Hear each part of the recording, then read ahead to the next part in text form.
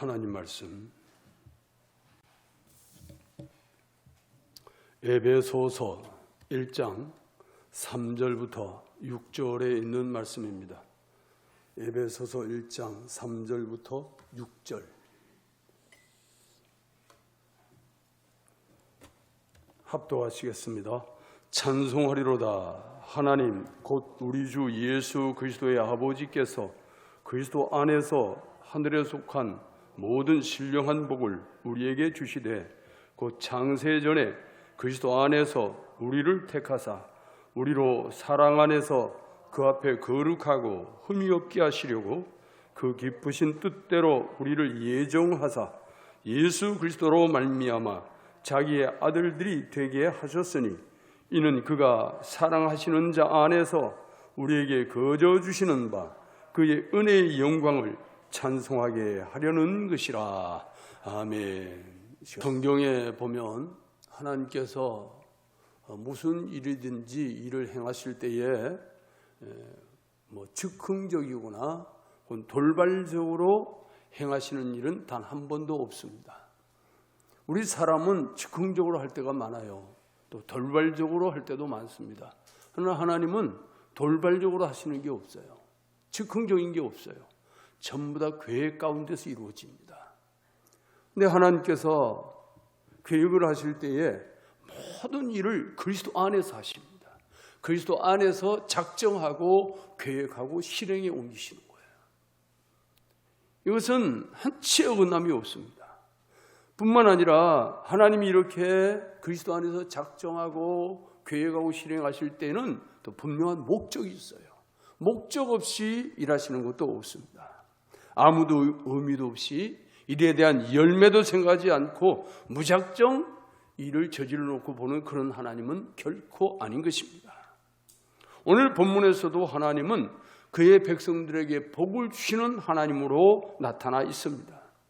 그러나 하나님께서 복을 주실 때에 무작정하고 복을 주시는 분이 아니에요. 어디 시장에 가서 떠오리 할 때 막 집어주지요? 그런 복이 아니에요. 하나님께서 주시는 복은 아주 귀한 것이고 철저한 가운데 목적을 가지고 하나님이 허락하시는 복이에요. 이 복은 어떤 복입니까? 하늘에 속한 복. 땅에 속해 있는 복이 아니고 하늘에 속해 있는 복이고 그러기에 이 복은 신령한 복이라고 오늘 본문은 말씀합니다. 그리고 이 복을 그리스도 안에서 그의 성도들에게 주셨다고 말씀해요. 오늘 본문 3절 말씀 같이 보시겠습니다. 읽습니다. 찬송하리로다. 하나님 곧 우리 주 예수 그리스도의 아버지께서 그리스도 안에서 하늘에 속한 모든 신령한 복을 우리에게 주시되. 아멘. 하나님께서는 이렇게 신령한 복을 일부는 남겨놓고 주는 것이 아니라 아낌없이 모든 신령한 복을 그 백성에게 다 나누어 주셨다고 말씀해요. 원래 희소성의 가치라는 게 있어요.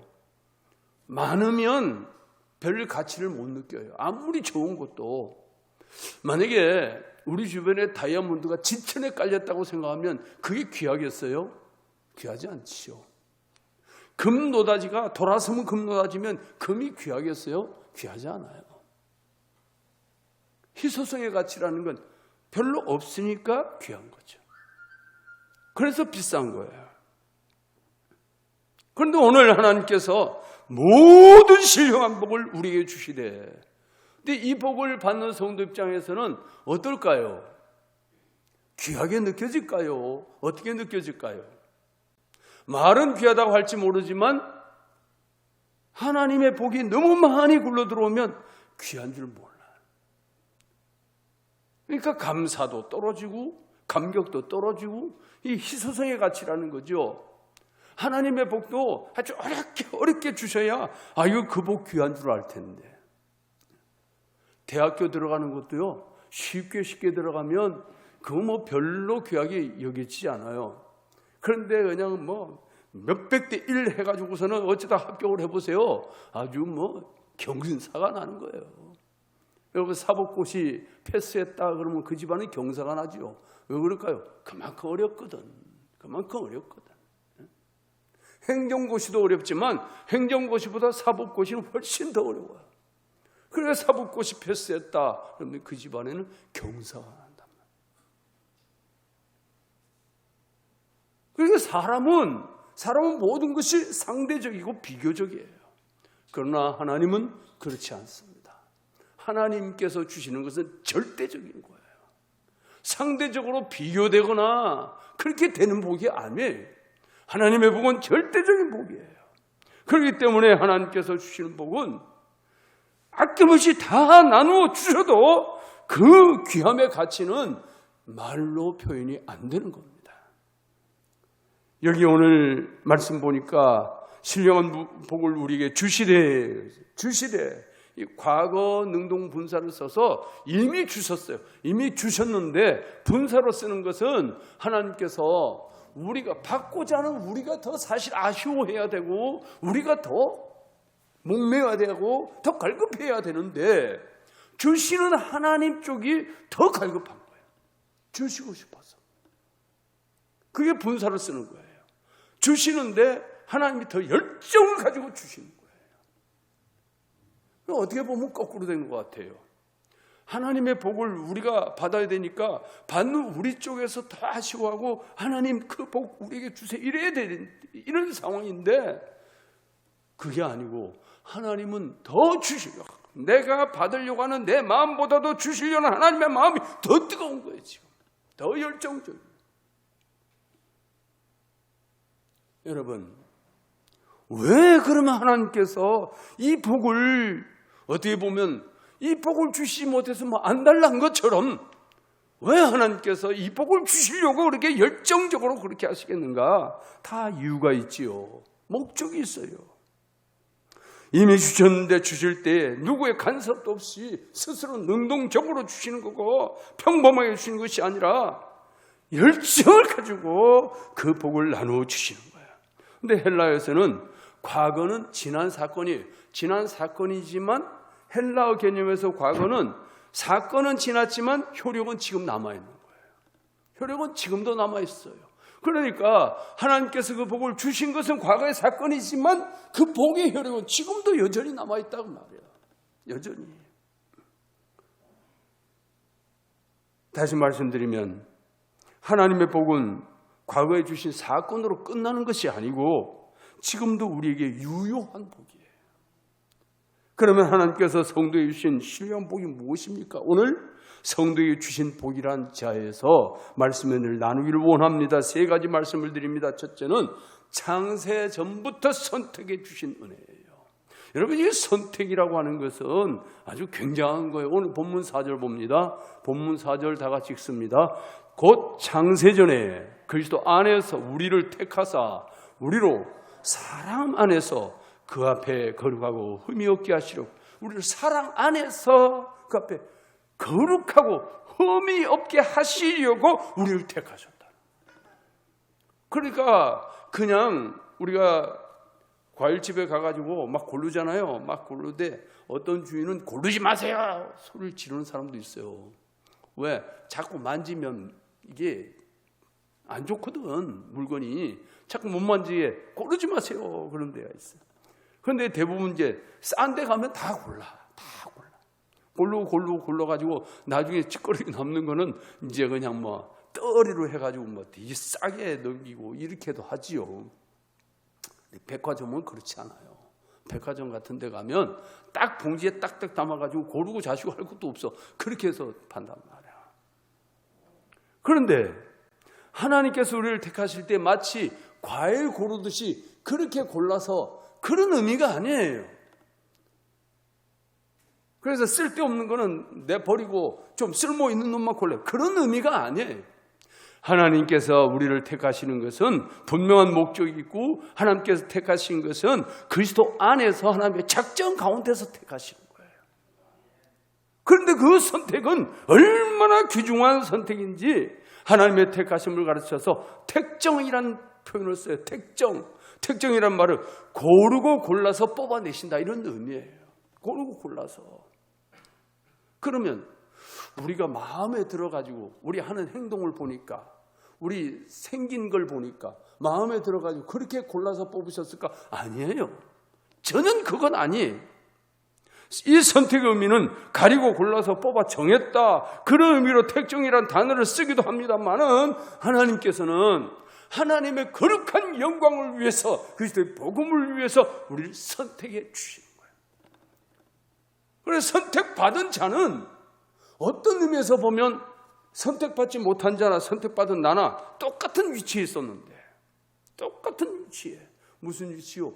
똑같이 죄 지은 위치에 있었단, 죄인의 위치에 똑같이 있었단 말이에요. 똑같은 죄인의 위치에, 사망의 늪에 다 빠져있는 똑같은 상황 속에서 하나님이 누구를 딱 선택해서 건져내는 거라. 그 건져냄을 받은 입장에서는 그 은혜는 말로 표현이 안 되는 거죠. 표현이 안 되는 거예요. 그냥 다 내버려 둬도 괜찮아요. 왜냐하면 하나님이 잘못하는 게 없거든. 다 내버려 둬도 인간의 죄 때문에 인간이 스스로 사망의 늪에 빠진 거지, 하나님께서 사망의 늪에 밀어넣은 게 아니거든요. 하나님은 분명히 말씀하셨어요. 너는 이 선악을 알게 하는 나무 실과를 먹지 말아라. 먹는 날에 정령 죽으리라. 하나님의 말씀이 딱 선포가 됐으면 그거를 시행하느냐 안 하느냐는 인간에게 달렸잖아요. 그런데 사람이 그 말씀을 어겨버린 거예요. 그 말씀을 우습게 생각한 거예요. 그 말씀을 귀담아 듣지도 않은 거예요. 뱀이 와서 유혹할 때는 하나님의 말씀을 생각도 안 나는 거예요. 그러니까 하와도 그런 대답을 하죠. 이 선악과를 먹는 날에 죽을까 하노라. 하나님이 그러셨다. 혹시 죽을지도 모른다. 이게 벌써 하나님의 말씀을 자기는 나름대로 희석을 시켜버리잖아요. 하나님의 말씀을 우습게 생각한 거죠. 그래서 죄를 짓는 거란 말이에요. 그래서 우리가 하나님을 두려워하고 하나님을 경외하면 죄 짓는 게 두려워요. 하나님 나를 보고 계신다고 생각하면 죄 짓는 게 두렵다니까. 하나님이 나를 보고 계신다는 생각을 잊어버리니까 죄를 지어도 아무렇지도 않은 거예요. 근데 하나님이 나를 보고 계시고 내 행위를 보고 계시고 내 말 하나를 보고 계시고 내 생각을 감찰하고 계신다고 믿어진다면 두려워서 함부로 못하는 거예요. 하나님 뭐라고 그러실까? 하나님 나를 어떻게 보실까? 그 생각이 먼저 드는데, 그러니까 사람은 시도 때도 없이 욕을 받죠. 욕을 받지만 그분이 생각이 나면서 그걸 억제하는 거예요. 그걸 쳐내는 거예요. 그런데 오늘 인간이 어떻게 했어요? 그러지 못해서 뱀의 유혹에 넘어가 버렸고 죄를 지었고 사망으로 빠져버렸고, 그런 상황 속에서 가만 내버려 둬도 하나님 쪽에서 아무 문제가 없는 거예요. 문제가 없지만 하나님은 사람을 통해서 영광 받기를 원하셨어요. 그러니까 영광 받고자 하는 사람을 하나님이 딱 골라내는 거예요. 그냥 딱 뽑아내는 거예요. 그래서 사람 쪽에서는 아무런 조건이 없는 거예요.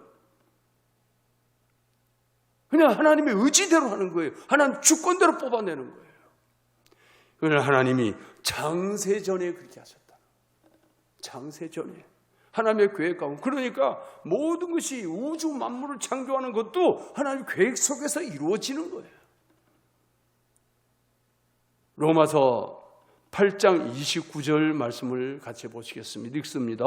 하나님이 미리 아신 자들을 또한 그 아들의 형상을 본받게 하기 위하여 미리 정하셨으니, 뭘 본받게 하기 위하여? 아들의 형상을 본받게 하려고 우리를 미리 정하셨다.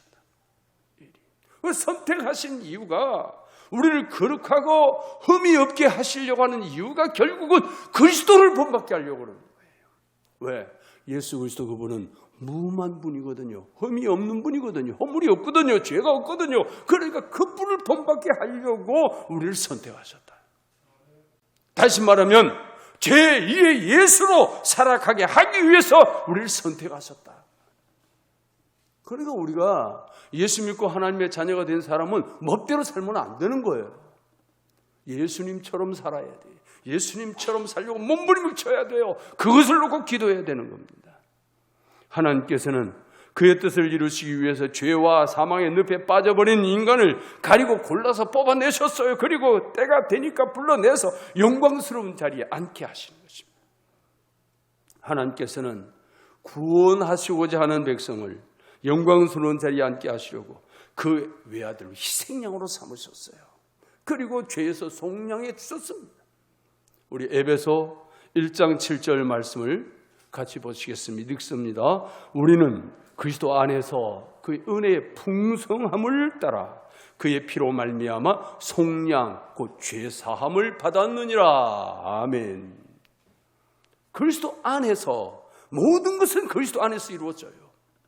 그리스도 안에서 그 은혜의 풍성함을 따라 그의 피로 말미암아 우리가 죄사함을 받았다.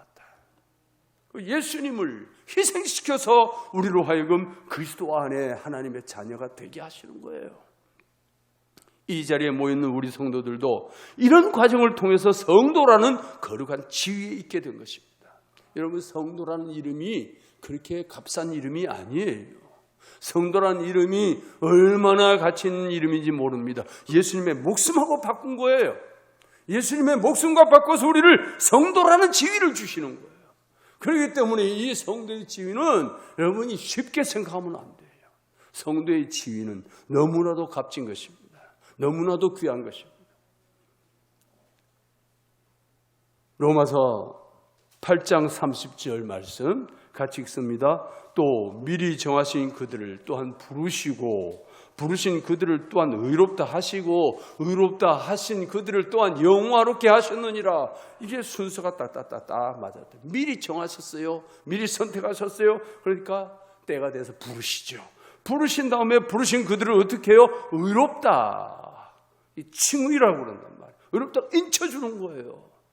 사람이 의로움을 받을 만한 행동을 해서 의롭다 해주는 게 아니고 예수님의 피로 죄를 씻었기 때문에 의롭다라는 거예요.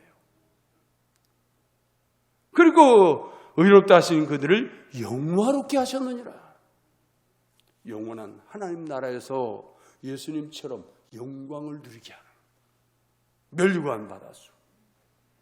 거룩한 하나님의 이름을 찬송하며 왕 노릇하며 영광 가운데 있게 하시는 거예요. 이것이 성도에 주신 지위이고 성도에 주신 권위이고 복이에요. 이 은혜는 하나님께서 만세전부터 그리스도 안에서 준비하시고 허락하신 놀라운 계획으로 이루어진 거예요. 하나님의 목적 가운데서 이루어지는 것이죠. 두 번째 주시는 복은 그 택하신 백성을 하나님의 자녀가 되게 하는 거예요. 하나님의 자녀. 본문 5절 말씀 같이 읽습니다. 그 기쁘신 뜻대로 우리를 예정하사 예수 그리스도로 말미암아 자기의 아들들이 되게 하셨으니. 사람이 죄를 범하기 전에는 하나님의 형상을 지니고 있었습니다. 하나님의 형상을 지니고 있었다는 그 말은 하나님의 권위가 있었다는 거예요. 하나님의 능력이 있었다는 거예요. 그러니까 이 하나님의 형상이 바로 하나님의 자녀된 지위예요. 하나님의 형상이 없는 자는 하나님의 자녀일 수가 없어요. 여러분, 요즘도 옛날 같으면 죽은 지 오래된 사람은 누구 수인지도 몰랐잖아요. 근데 요즘은 알아. 어떻게 알아요? DNA 검사를 해가지고 알아내는 거예요. 그러니까 지금 북쪽에 또 외국 어디에 이렇게 묻혀 있었는데 그 사람이 시신이 누구의 후손인가 DNA 검사해가지고 알아내는. 얼마나 과학이 많이 발전했는지를 알 수가 있는 대목이죠. 이게 무슨 얘기냐면 그 DNA라고 하는 것이 바로 형상인 거예요. 바로 하나님의 DNA가 있는 자라야 하나님의 자녀다 그 말이에요. 하나님의 DNA가 없는 자는 하나님의 자녀가 아니다 그 말입니다. 하나님 아버지 예수 그리스도 그리고 우리 사이에 그 DNA가 일치해야 하나님의 자녀인 거예요. 죄를 지으면서 사람은 이 하나님의 권위가 다 사라져버렸어요. 하나님의 형상이 사라져버렸어요. 하나님의 DNA가 사라져버렸어요. 그런데 하나님께서는 다시 그들을 구원하시려고 친히 선택해서 뽑으신 사람을 택하시고 불러서 이 은혜를 회복시켜 주시는 거예요. 회복. 이것을 구속의 은총이라 그러는 겁니다. 회복시켜 주시는 거예요. 다시 말하면 없어진 DNA를 다시 심어주는 거예요. 얼마나 큰 은혜인지 모릅니다. 그러니까 우리가 하나님 앞에 갔을 때 하나님의 DNA를 지니고 있으면 하나님의 자녀로 인정을 받고 천국문을 향해서 들어가겠지만 이 DNA가 없는 사람은 어떻게 해요? 아무리 이 땅에서 뭐 별걸 다 했어도 천국문에서 다 카트돼. 천사들이 딱 보고 하나님의 DNA가 없네? 저리가 딱 떨쳐버린단 말이에요. 그게 심판대에서 백보자 앞에서 일어난 사건이에요. 하나님의 자녀는 영적인 권위가 있어요. 영적인 권위. 무슨 권위? 요한복음 1장 12절에서 13절 말씀입니다. 다 같이 읽습니다. 시작. 영접하는 자, 곧 그 이름을 믿는 자들에게는 하나님의 자녀가 되는 권세를 주셨으니 이는 혈통으로나 육정으로나 사람의 뜻으로 나지 아니하고 오직 하나님께로부터 난 자들이니라. 무슨 권세? 자녀들 권세를 주셨어요. 이건 혈통으로도 아니고 육정으로도 아니고 사람의 뜻으로도 아니고 하나님의 뜻으로 난 자들에게 이 은혜가 주어지는 거예요. 영적인 권세. 여러분, 대통령이 되면 대통령 부부뿐만 아니고 그 자녀들도 경호 요원이 따라다녀요. 지근거리에서 눈에 띄지 않게 따라다니면서 호의를 해줘요. 아니, 지들이 무슨 대통령이야? 대통령도 아닌데 왜 그럴까요? 대통령 직계 가족이니까 그렇게 해주는 거예요. 그렇게 해줘요. 아니 뭐 과거 군사정권 시절에는요, 대통령의 사돈의 팔촌까지도 권세가 있었대. 막 6천 제종원 말할 것도 없고 저 팔촌의 사돈의 뭐 팔촌까지도 어떤 권세가 있어가지고 뭐 공항 가도 대접받고 뭐 그러더라고. 그랬어요. 이제 요즘은 뭐 그렇게까지는 아닌데 그래도 직계 가족은 경호 요원이 따라다니면서 경호를 해주는 거예요. 그게 뭐예요? 대통령의 자녀된 권세겠지요. 그래서 대통령의 아들은 영식, 딸은 영애라고 부르죠. 이것이 대통령의 자녀된 권세예요. 하나님의 자녀에게도 그에 합당한 영적 권세가 주어지는 거예요. 요한복음 요한 1서입니다. 요한 1서 3장 2절 말씀 우리 같이 읽습니다. 사랑하는 자들아, 우리가 지금은 하나님의 자녀라. 장래에 어떻게 될지는 아직 나타나지 아니하였으나 그가 나타나시면 우리가 그와 같을 줄을 아는 것은 그의 참모습 그대로 볼 것이기 때문이니. 엄청난 말씀이 여기 있어요. 하나님의 자녀는 마지막 그날에, 주님이 오실 그날에 그분과 같을 것이다 라고 말씀하고 있어요. 왜냐하면 그분의 참모습을 배우면서 그분처럼 영원히 썩지 아니할 몸이 되어서 영원토록 그분과 함께 살게 될 것이다, 이렇게 말씀하는 거예요. 어마어마한 복인 것입니다.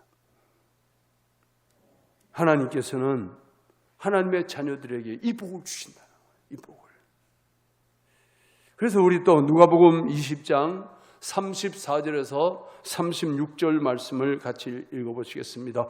예수께서 이르시되 이 세상의 자녀들은 장가도 가고 시집도 가되 저 세상과 및 죽은 자 가운데서 부활함을 얻기에 합당히 여김을 받은 자들은 장가가고 시집가는 일이 없으며 그들은 다시 죽을 수도 없나니 이는 천사와 동등이요 부활의 자녀로서 하나님의 자녀임이라. 얼마나 큰 은혜인지 몰라요. 이 세상의 자녀들은 육신에 속한 자들 시집가고 장가가고 다 하는데 우리 믿음의 사람도 마찬가지예요. 이 땅에 살 때는 육에 속해 있기 때문에 이 땅에 시집가고 장가가고 한다 그 말이에요. 그러나 저 세상 하나님 앞에 가면 그때는 육에 속한 자가 아니기 때문에 시집갈 일, 장가갈 일이 없어요. 그때는 다시 죽을 수도 없어. 왜? 신령한 몸으로 부활했기 때문에, 신령한 몸으로 변화했기 때문에 천사와 동등하다는 거예요. 천사와. 여러분, 천사와 동등하다 그러니까 이게 대단한 지위 아니에요? 천사와 동등. 부활의 자녀로서 하나님의 자녀입니다. 하나님의 자녀는 이 땅에서는 장가가고 시집가고 다 하지만 하나님 나라에 가면 다시 죽지도 않고 시집갈 일도 없고 장가갈 일도 없고 자녀를 낳을 일도 없고 해산할 일도 없고 고통스러울 일도 없어요. 천사와 동등한 존재로 살아가게 된다는 거예요. 우리 로마서 8장 16절 말씀을 또 읽어보시겠습니다. 성령이 친히 우리 영과 더불어 우리가 하나님의 자녀된 것을 증언하시나니, 성령이 직접 우리를 하나님의 자녀라고 증거해 주신다. 성령이 어느 누가 대신해 주는 게 아니라 성령께서 친히 이 사람은 하나님의 자녀입니다. 다시 말하면 그 속에 있는 하나님의 DNA를 보시는 거예요. 하나님의 DNA를 보고 하나님의 자녀입니다. 성령이 인쳐주고 성령이 증언해 주신다. 하나님의 자녀는 성령이 친히 증언해 주시는 이런 권세를 누리게 되는 거예요. 이것이 성도에 주시는 하늘에 속한 신령한 복이다. 신령한 복. 세 번째, 하나님께서 성도에 주시는 이 신령한 복은 은혜의 영광을 찬송하게 하는 것입니다. 여러분, 찬송할 수 있다는 것이 얼마나 큰 은혜인지 몰라요. 얼마나 큰 은혜인지. 요즘 TV를 보면 뭐 가요 무대니 뭐 트로트 뭐 별게 다 있어요. 그래가지고 그냥 뭐 가수들 총출연해가지고 노래 부르고 그러죠. 근데 그런 걸 보고 뭐 신바람이 나가지고 그런 사람도 있어요. 그런데 오늘 우리가 하나님의 영광을 찬송하는 것이야말로 우리가 얼마나 큰 특권을 받은 것인지 몰라요. 왜? 하나님은 아무나 찬양할 수가 없어요. 아무나 찬양할 수 없어요. 오직 하나님이 허락한 성도만이 하나님을 찬양할 수 있는 것입니다. 그들만이 찬송으로 하나님의 이름을 높여드릴 수 있고 그들이 찬송으로 하나님을 영화롭게 드릴 수 있는 거예요. 세상 사람은 우리하고 똑같은 가사를 가지고 불러도 하나님께 영광이 되지를 않아요. 왜 그런가? 하나님의 성도가 아니기 때문에 그렇습니다. 하나님의 성도, 하나님께서 구원하시기로 작정한 성도, 하나님께서 은혜를 주신 성도, DNA를 심어주신 그 성도가 하나님의 이름을 노래할 때에 하나님이 영광을 받으시는 거예요. 시편 22편 25절에 보면 찬송은 주께로부터 나오는 것이라고 말씀하십니다. 찬송은 주께로부터 나오는 것이다. 그렇게 말씀을 해요. 그리고 시편 22편 3절에 보면 하나님은 찬송 중에 계신다라고 말씀합니다. 또 역대하 5장 13절에 보면 찬송할 때 하나님의 영광이 나타난다고 그랬고, 역대하 20장 22절에 보면 찬송할 때 대적들이 물러간다고 그랬어요.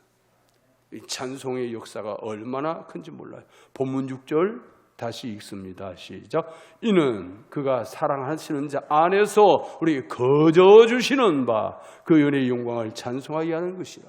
하나님의 성도에게 거저주시는, 거저주시니까 싸구려입니까? 아니에요. 너무나도 값진 거예요. 왜? 우리가 값을 주고는 살 수가 없기 때문에 거저주시는 거예요. 값을 주고는 살 수가 없는 거예요. 값을 주고는 살 수가 없는 것이기 때문에 하나님께서 거저 주신다 그 말은 하나님이 다 지불해 버리는 거예요. 하나님이 다 지불해요. 예수 그리스도 안에서 예수 그리스도는 다 지불하고 우리는 거저 얻는 거예요. 왜? 우리는 어떤 것으로도 그 값을 지불할 수가 없어요. 그렇게 가치 있는 겁니다. 그렇게 귀한 것입니다. 그 귀한 은혜의 영광을 찬송하게 하라는 것이라. 이것이 우리 성도에 주신 신령한 복이요. 그뿐만 아니라 찬송은 하나님의 이름을 증언하는 입술의 열매라고 말씀합니다. 입술의 열매. 하나님께 올리는 제사라고 히브리 13장 15절에서 말씀해요. 그러니까 달기에 찬송이 없는 성도는 정확하게 말하면 하나님의 신령한 복을 누리지 못하는 자이고, 찬송하는 성도가 참 하나님의 자녀요 신령한 복을 누리는 자인 것입니다. 그러므로 이제 우리 성도들은 죄와 사망에 빠져있던 우리를 구원하시기 위해서 우리를 만세전에 선택해 주시고 때가 돼 불러주시고 예수 그리스도의 피로 죄의 사함을 얻게 하실 뿐만 아니라 하나님의 자녀된 반열에 세워주시고 거기에 우리에게 하나님을 찬송하는 신령한 복을 주신 하나님, 그 하나님 앞에 그 은혜를 날마다 감사하면서 이 신령한 복을 누구에게도 빼앗기지 말고 누리면서 살아가는 저와 여러분의 삶이 되기를 예수님의 이름으로 축복합니다. 예수님의 이름으로 축복합니다.